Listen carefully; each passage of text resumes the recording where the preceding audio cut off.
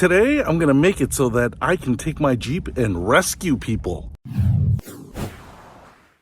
What's happening, Panda Nation? Peter Von Panda out here with Project Overlander, this 2006 Jeep Commander Limited with rich Corinthian leather. It's actually mostly vinyl inside, but one of the things that I wanted to do here was address the back end of the Jeep. Not my back end, because mine is tight and sculpted, but this one is lacking a little bit. I actually showed you my walk around that even if we go way down here, way downtown, there are no tow hooks on this, and that is kind of funny for a car that is claiming to be off-road ready, because if you're going to tow someone or get towed, what are you going to latch onto, dude? Hopes and dreams? Anyway, since I don't have any tow hooks here, and because I've always dreamed of rescuing someone in trouble, as it's winter and there's snow on the ground soon, there are going to be cars and ditches, and I'm going to want to pull them out. The reality is I need something on there because someone's probably going to be pulling me out. Some Kia Rio is going to be pulling me out of a ditch, and then I'm going to offer them the $3 I have them, and they're going to look at me and be like, just keep it, dude. So anyway, I have this tow hitch right here, and it's not doing anything, so I thought, yeah, this is what we're going to do to be prepared for the inevitable ditch incursion. And so what I bought here is from VEVOR, Las Vegas, and this is a Shackle hitch receiver.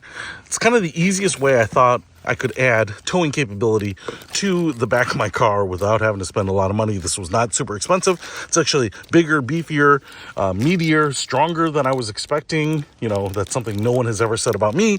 But one of the things that I've noticed here is we've got the two cotter pins, the smaller and the bigger one. Smaller black one will go in there to make sure this stays in.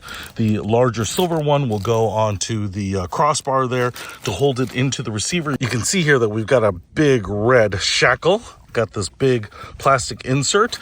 The only thing that I would have really liked on this is that if it had a split shackle, because otherwise you're gonna have to take that cotter pin out, unscrew this, put your rope or your tow strap through there. This seems pretty beefy right here. You can see that we've got holes going all four ways, so you can put it in any way that you want. Like I said, it's pretty heavy, but I can still lift it by myself. All right, my arms are getting tired. So you just want to slide that back there, line up that hole right there, and now what I can do is just make sure this is tightened on there. Whew.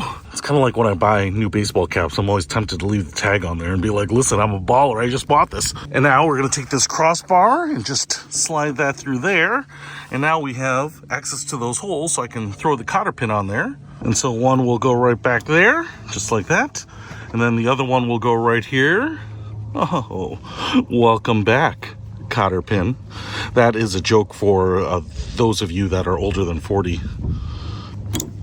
All right, so that's on there. It's not going to come off. It's going to rattle a little bit. You know what? It does come with a couple of these rubber shims, and I think you can put them in the back there if you wanted to, or put them in right there, kind of keep things quiet, but that might make a little noise. But I like the fact that now I should be able to tow people in a pinch if I need to, or like I said, at least make it easier on the people who are going to rescue me. So if you want to pick up this VEVOR tow shackle hitch, I will put a link to it in the description below. Peter Von Panda, out.